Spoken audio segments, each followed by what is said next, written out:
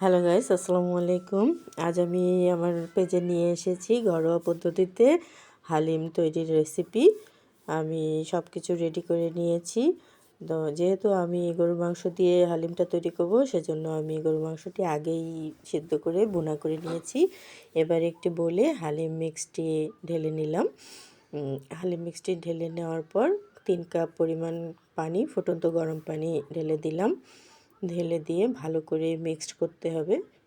ভালো মতো মিক্সড হয়ে গেলে হালিম মিক্সের মশলার যে প্যাকেটটি সেটা একটি বাটিতে ঢালে নিচ্ছি।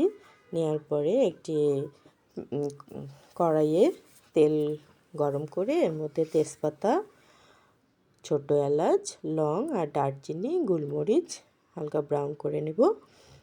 ভালো মতো ব্রাউন কালার চলে আসলে তারপরে পেঁয়াজ কুচি দিয়ে দেব। পেঁয়াজ কুচিটি আবারও ভালো মতন নেড়েচেড়ে ব্রাউন করে নিয়ে একটু উঠিয়ে রাখবো। এটা পরবর্তীতে আমি দিব।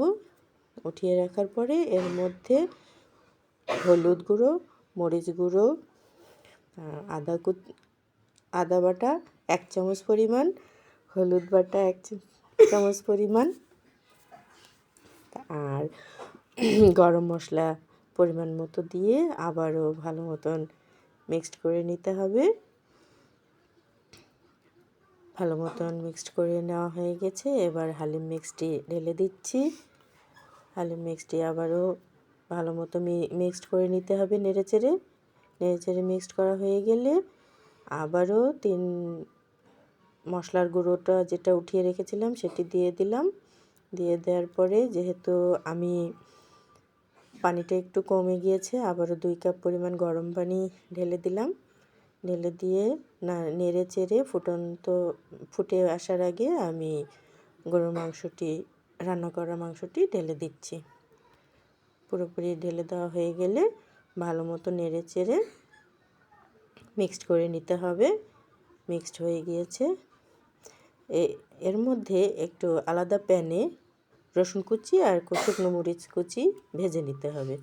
ভেজে নিয়ে ওই হালিম মিক্সডেতে ঢেলে দিতে হবে। ঢেলে দিয়ে যেটুকু মশলা ছিল ওটুকু দিয়ে আবার ভালো মতো নেড়ে চেড়ে আমি নামিয়ে নিলাম। হয়ে গেল আমার আজকের হালিম মিক্সড। এখন পরিবেশন করছি। এটি বলে সম্পূর্ণটা ঢেলে রেখে যে পেঁয়াজ ব্রাউন করে উঠিয়ে রেখেছিলাম সেটুকু দিয়ে পরিবেশন করব। লেবু দিব, আপনারা ধনেপাতা দিতে পারেন। আমি যেহেতু ধনেপাতা খাই না সেই জন্য ধনিয়াপাতা দেইনি, আপনারা দিতে পারেন। এবার সম্পূর্ণ হয়ে গেছে। আমি ব্যবহার করেছি মডার্ন হালিম মিক্স। আপনারা আপনাদের পছন্দ মতো হালিম মিক্সের প্যাকেট ইউজ করতে পারেন। ধন্যবাদ গাইস, আসসালামু আলাইকুম।